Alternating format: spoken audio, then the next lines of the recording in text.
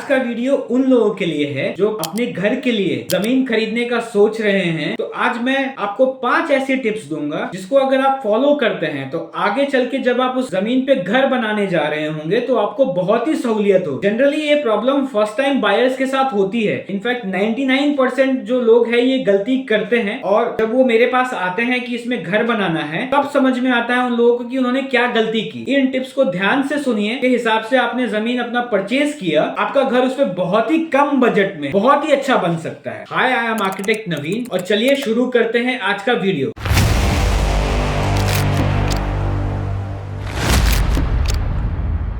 सबसे पहली टिप मैं आपको दूंगा वो ये है कि जब भी आप कोई प्लॉट देखने जाएं तो आपको इस बात का ध्यान रखना है कि वो प्लॉट रोड लेवल से कितना नीचे है। अब जो रोड लेवल मैं कह रहा हूं उसका मतलब ये है कि जो कंस्ट्रक्टेड रोड हो, वो कंस्ट्रक्टेड रोड अगर आपके प्लॉट के सामने है तो बहुत अच्छी बात है। अगर प्लॉट के सामने नहीं है तो उस केस में जो नियरेस्ट कंस्ट्रक्टेड रोड है उससे आपको लेवल मेजर करना है। इससे हमको फायदा क्या होगा? इससे फायदा हमको ये होगा कि अगर रोड लेवल से 1-1.5 फीट नीचे आपका प्लॉट है तो उसमें ज्यादा प्रॉब्लम नहीं है, लेकिन सपोज 3 फीट 4 फीट 5 फीट नीचे प्लॉट है तो जब आप उसमें कंस्ट्रक्शन बनाने जाइएगा तो उस केस में आपका कंस्ट्रक्शन कॉस्ट बढ़ जाएगा, क्योंकि सबसे पहले आप नीचे वाले को फिलिंग करके लाइएगा, फिर उसमें मिट्टी डालिएगा, फिर प्लिंथ लेवल पे जाइएगा। इसमें जबरदस्ती के 2-2.5 लाख रुपए जो है वो वेस्ट हो जा रहे हैं। तो जब हम जमीन खरीद ही रहे हैं तो हम लोग रोड लेवल की जमीन क्यों ना खरीदें। तो दूसरा फायदा आपको इसमें होगा वो ये होगा कि जब आप उसमें घर बनाइएगा, सपोज आपने सबसे पहले उस मोहल्ले में अपना घर बना लिया, जैसे जैसे वो मोहल्ला बढ़ेगा, अपने इंडिया में क्या ट्रेंड है, मैंने अगर प्लिंथ दिया है 5 फीट तो बगल वाला देगा 5.5 फीट, फिर उसका अगला बंदा देगा 6 फीट। जैसे जैसे वो मोहल्ला बसेगा आपका प्लिंथ डाउन होता जाएगा और हो सकता है कि 15 से 20 साल में जो है आपके घर में पानी आने लगे। इसलिए रोड लेवल स्टडी करना बहुत जरूरी है। तो इस बात का सबसे ज्यादा ध्यान दीजिए कि आपके रोड का लेवल वो क्या है। इसी सीरीज में दूसरी टिप जो है आपके लिए वो ये है कि जब आपको कोई प्लॉट समझ में आने लगे तो आप अपने आर्किटेक्ट के पास जाइए और उससे समझिए कि स्टेट का बायलॉज क्या कहता है। बड़े प्लॉट में तो बहुत दिक्कत नहीं है, लेकिन 2000 स्क्वायर फीट से अगर छोटा प्लॉट आप खरीद रहे हैं तो उस केस में आपको ये जरूर देखना चाहिए कि एज पर बिल्डिंग बायलॉ आपको कितनी जमीन छोड़ने की जरूरत है। क्योंकि मैं अपने स्टेट का बिल्डिंग बायलॉज ऊपर आपसे शेयर कर रहा हूँ। जैसे हमारे यहाँ क्या है कि आपको अगर 40 फीट लंबे प्लॉट में घर बनाना है तो आपको 8 फीट आगे से छोड़ना है, 5 फीट पीछे से छोड़ना है। अब पता चले कि ये सेटबैक्स छोड़ने में ही जो है हमारा प्लॉट खत्म हो जाए, तो ऐसा नहीं करना है। आपको पता होना चाहिए कि आपके स्टेट बिल्डिंग बायलॉज के हिसाब से आपको कितना आगे से और पीछे से साइड से जो है वो छोड़ना है। अब कुछ लोग कहेंगे इसमें कि भाई हम तो बिल्डिंग बायलॉज को नहीं मानते। जनरली ये चीजें छोटे शहरों में होती है कि लोग बिल्डिंग बायलॉज को फॉलो नहीं करते हैं, पूरा जमीन पकड़ते हैं और उस पर घर बना लेते हैं। उनके लिए भी ये स्टडी करना जरूरी है, क्योंकि आजकल 99% जो घर बन रहे हैं वो हाउसिंग लोन से बन रहे हैं। और हाउसिंग लोन आपको तभी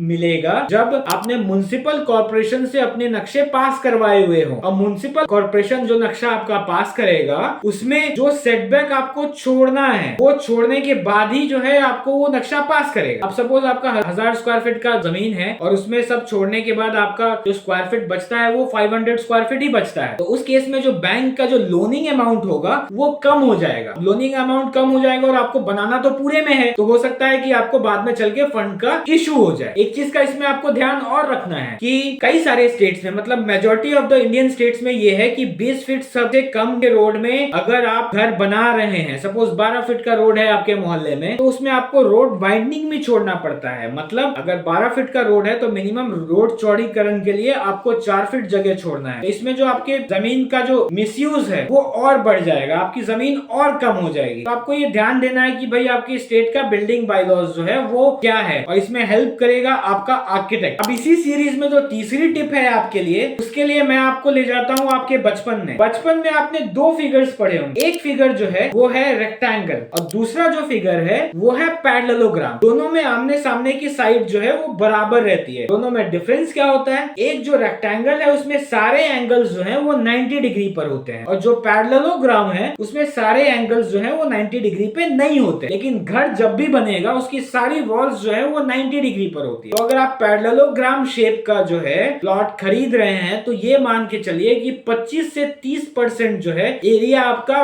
वैकेंट चला जाएगा, खाली चला जाएगा, आप उसको ढंग से यूज नहीं कर पाइएगा। अगर आप यूज करने का कोशिश करते हैं तो बहुत सारी स्कैटरिंग हो जाएगी। मैं कुछ पिक्चर्स आपको शेयर कर देता हूँ कैसे टेढ़े प्लॉट्स पे जगह जो है वो वेस्ट होती है। अगर आपने किसी तरीके से उस जगह को यूटिलाइज करने की कोशिश की तो उस केस में आपका ओवरऑल जो स्ट्रक्चर का कॉस्टिंग है वो बढ़ जाएगा, क्योंकि आपको कुछ extra columns, extra tie beams, extra beams देना पड़ेगा। तो हमेशा प्लॉट खरीदने से पहले अपने स्टेट बिल्डिंग बायलॉज से वो जरूर समझें, और ये समझाएगा कौन, तो वो आपका आर्किटेक्ट समझाएगा। इसी सीरीज में जो चौथी टिप आपके लिए है वो ये है कि जब भी आप प्लॉट पे जाएं अपने, तो आपको ये देखना है कि उसके आसपास से कोई हाई टेंशन वायर तो नहीं जा रहा है, हाई वोल्टेज वायर तो नहीं जा रहा है, क्योंकि उस केस में भी आपको उसको बचाने के लिए आपको जो है वो कुछ जगह छोड़नी पड़ेगी। हो सकता है जितने फ्लोर्स आप बनाने का सोच रहे हैं उतने फ्लोर्स जो है वो ना बना पाए। तो इस चीज का जरूर ध्यान रखिए कि आसपास में देखिए कि कोई हाई टेंशन वायर आपके प्लॉट के आसपास से तो नहीं गुजर रहा है। अब आती है टिप नंबर 5, जो कि सबसे इंपॉर्टेंट टिप। जनरली क्या होता है फर्स्ट टाइम बायर्स को कि उनको पता नहीं होता है कि उनकी जो रिक्वायरमेंट है वो कितने एरिया में फुलफिल होगी। जैसे मेरी पर्सनल अगर मैं घर बनाने जाऊं तो मेरी रिक्वायरमेंट है 2 BHK की सपोज, और मुझे पता ही नहीं है कि 2 BHK बनाने के लिए कितने बड़े प्लॉट की आवश्यकता है। मैं प्लॉट खरीद लूंगा और उस केस में क्या होगा कि जब घर बनाने का टाइम आएगा तो पता चलेगा कि ये प्लॉट तो पड़ गया छोटा। उस केस में बड़ा ही हैरेसमेंट और बहुत ही बुरा लगता है कि हमने जो है वो प्लॉट लिया था घर बनाने के लिए और हमारे हिसाब का जो है वो घर उसमें बैठ नहीं पा रहा है। उस केस में फिर आप जुगाड़ करने लगते हैं कि चलो छोटे ही रूम में एडजस्ट कर लेता हूँ, 8x8 के 8x9 के जो है वो रूम्स में मैं एडजस्टमेंट कर लेता हूँ। बहुत सारे केसेस मेरे पास ऐसे आते हैं कि लोगों ने जमीन खरीदा अपने पसंद का घर बनाने के लिए, लेकिन वो जमीन इतना छोटा खरीद लिया इसमें जो उनकी रिक्वायरमेंट है वो फुलफिल ही नहीं हो पा रही है। और इसमें आपकी हेल्प करेगा कौन? तो इसमें आपकी हेल्प करेगा एक आर्किटेक्ट। तो अपने आर्किटेक्ट से मिलिए, उसको कुछ पे करिए और उससे एक रफ स्केच बनाने के लिए बोलिए प्लॉट साइज ले रहा हूँ, उसमें जो मैं सोच रहा हूँ वो बन पाएगा या नहीं बन पाएगा। जब आपको फाइनल ड्राइंग्स की जरूरत पड़े तो फिर आप उससे कांटेक्ट करिए। अगर आप किसी दूसरे आदमी से भी कांटेक्ट करिएगा तो वो भी बना पाएगा, क्योंकि मोरलेस अगर किसी आर्किटेक्ट ने आपको प्लॉट साइज सजेस्ट कर दिया है आपकी रिक्वायरमेंट के हिसाब से तो वो हर जगह फिट बैठेगा। अब देता हूँ आपको एक बोनस टिप। नेचर ने जितनी भी खूबसूरत चीजें बनाई है वो बनाई है गोल्डन प्रोपोर्शन। अब अगर आपको गोल्डन प्रोपोर्शन में कोई प्लॉट मिल रहा है तो आंख बंद करके लीजिए, क्योंकि उसी के आसपास के डायमेंशन का जो प्लॉट होगा वो